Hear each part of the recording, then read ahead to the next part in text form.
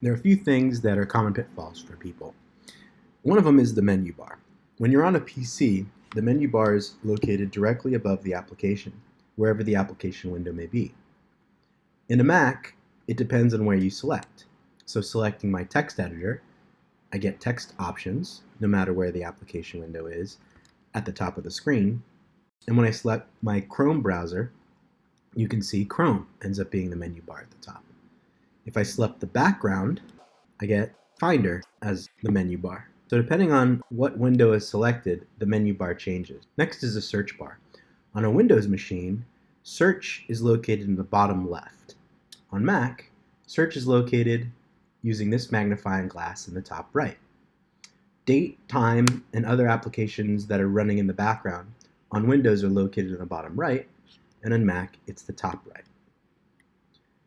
By selecting the magnifying glass, a spotlight search window appears. You can move it anywhere on the screen that you like, and every time you open it, it'll open in the position you last placed it. You can either do tasks like calculations on the fly, or you can search for applications like the calculator, or your notebook.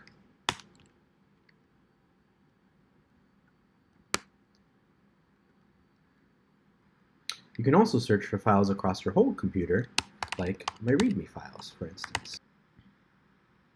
It's really important to know where you're saving files and what you're saving. A really important example is a web page. A web page cannot be saved for viewing at a later time. You'll notice this by checking the format is web HTML only, not something you want to be saving. Instead, if you want to save a web page or the content on it, you'll want to print it by either pressing Print or Apple P or Command P, which is a common way to print no matter what application you're on. Check the options in the top of the screen. For example, when I click Chrome and click File, you'll see Print is available there. When printing, you'll have many options to choose from. One is your Google Drive, and it will save a PDF version of the web page you're on. Or you can save it locally as a PDF document, and you can see the button says Save Now. Or you can print to your printer, and now it says Print. When clicking Save, just like we pressed Save before, you get options as to where to save it. It's very important to pay attention to the left side, this top, and the format in your save window. Depending on what you select, where it is saved will change. Based on the Save As at the top, the name of the file will change. And based on the format, it'll select whether it's a PDF, an image, or what other version's available. If you want to save it to a new folder, you can choose to do so at this point by creating a new folder where you currently are.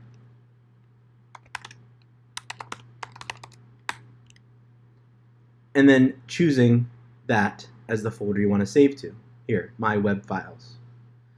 This means that new file from printing file, which is a PDF, will be saved to My Web Files.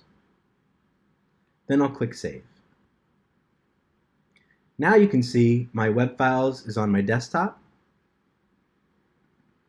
and within it I have new file from printing PDF. Not everything saves as a PDF, and you don't always need to save your PDFs from web pages. Sometimes you want to save an image. In Google, you can go to Images, for example, find an image you like, right-click on it, and do Save Image As. This will also take you to the same window, which allows you to choose where to save the file.